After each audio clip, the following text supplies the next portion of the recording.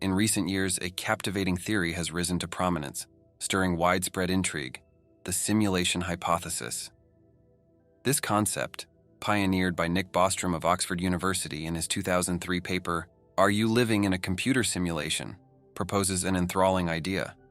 Our reality might be a complex digital creation, controlled by a superior intelligence. This notion, once on the fringe of thought, was rigorously grounded in philosophical and probabilistic reasoning by Bostrom, turning it into a topic of legitimate academic and public conversation. The hypothesis suggests that our world could be akin to a hyper-advanced virtual reality, so sophisticated that we experience it as genuine. This radical idea has resonated deeply with thinkers worldwide, with some even arguing that the probability of us not living in a simulation is infinitesimally small. This concept of reality, being an illusion, is not novel, having roots in both Eastern and Western philosophical traditions, such as in Plato's cave allegory and the Hindu concept of Maya. However, the simulation hypothesis reinterprets these ancient ideas through the lens of modern technology, posing significant questions about spiritual enlightenment, human consciousness, and the nature of reality.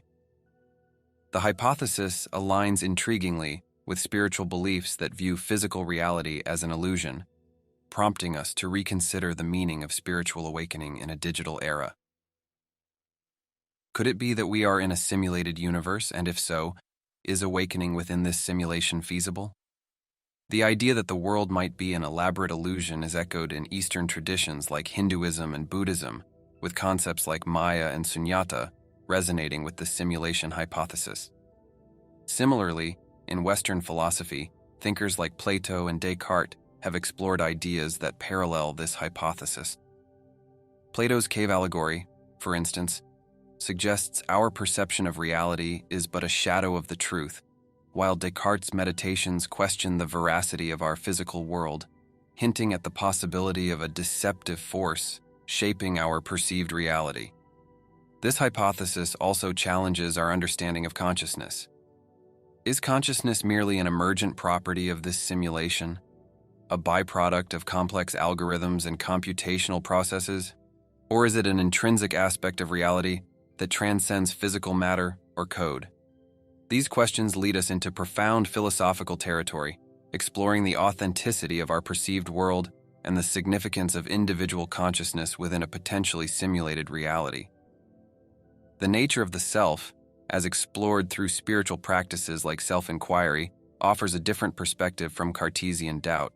While Descartes concluded that the thinking self is indubitable, spiritual teachings propose a more expansive and open-ended view of the self, going beyond mere cognition. In a simulated universe, what would be the status of individual consciousness? Some versions of the hypothesis suggest it's an emergent property, mirroring materialist views in neuroscience and psychology.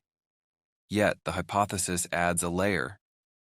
If our brains are part of the simulation, consciousness might be a secondary emergent property, arising not just from neural activity but also from the underlying computational code of the universe. This leads us to ponder the origins of this code and the nature of consciousness, whether it's external to the simulation, created by an entity, or a fundamental, non-reducible aspect of reality. These explorations open up a kaleidoscope of profound questions about the nature of reality, consciousness, and the self, inviting us into a rich dialogue between ancient wisdom and modern technological hypotheses. The simulation hypothesis has stirred profound deliberations about the essence of reality, prompting an existential quest akin to that of philosopher René Descartes. We seek an incontrovertible truth, a foundational reality in the context of this hypothesis. Hindu philosophy offers a simple criterion for such a base reality. It is constant, eternal, and omnipresent. By this definition, things with beginnings and ends are transitory and not truly real. However, the hypothesis challenges this perception of constancy, suggesting that even our fundamental sense of existence, the I am, might be a construct of computer code. This proposition leads us to question the very nature of existence. Is our consciousness, our sense of I am, simply a byproduct of a simulated reality? However, the simulation hypothesis is not the sole challenger to the concept of being as the foundational reality. Across various spiritual and philosophical traditions, there have been assertions and revelations indicating that the essence of being might not be the ultimate reality. Spiritual teachers like Ramana Maharshi have guided seekers through the practice of self-inquiry, encouraging the profound question, who am I? This inquiry directs us towards a reality that exists beyond being or any form of emergence. Similarly, spiritual teacher Nisargadatta Maharaj emphasized that our sense of existence or beingness is ephemeral, tied to the transient nature of the body-mind complex. This perspective raises a pivotal question. How do we transcend the confines of a simulated reality if we are indeed within one? The answer lies in discerning the source of the simulation, for it is in this realization that we find liberation from its constraints. The teachings of Maharshi and Maharaj remain relevant, whether or not our reality is a computer simulation. If we acknowledge that being is not the ultimate reality, the origin of our consciousness or sense of existence becomes secondary. Base reality, then, is characterized by an absolute void or nothingness, a state that neither arises nor fades. This nothingness is the primordial state from which all forms, including simulations, emerge and to which they return. In this context, the primary illusion of I am becomes a gateway to transcendence. By embracing and inquiring into this illusion, we recognize ourselves as pure I amness, untainted by additional constructs. This approach aligns with the simulation hypothesis, suggesting that even our sense of existence might be a digital construct. However, by acknowledging and exploring this illusion, we come to understand a boundless, limitless openness, a state of infinite allowance that transcends all forms, constructs, and simulations. This realization leads to a profound sense of liberation, offering a perspective that transcends the confines of any simulated or physical reality. Spiritual awakening thus becomes a process of peeling away layers of illusion, including the subtle illusion of existence itself. Through self-inquiry and resting in the primary illusion of I am, we gain experiential understanding of a vast, open state of non-being. Therefore, the simulation hypothesis serves as a contemporary metaphor for an age-old spiritual truth.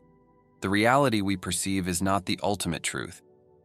The essence of spiritual awakening lies in recognizing that we are not limited by any form of reality, simulated or otherwise, but are intrinsically connected to an infinite, formless source that transcends all concepts and categories. As we conclude this deep dive into the simulation hypothesis, it's clear that this fascinating theory does more than just challenge our understanding of reality. It invites us to explore profound philosophical and spiritual questions about existence, consciousness, and the very nature of self. Whether our reality is a sophisticated simulation or not, the journey towards understanding our true nature remains as relevant as ever. This exploration reminds us that the essence of spiritual awakening lies in transcending the limitations of any perceived reality, simulated or otherwise, and connecting with an infinite, formless source beyond all concepts and categories. It encourages us to engage in practices like self-inquiry, leading us to a profound realization of our own existence and the nature of the universe.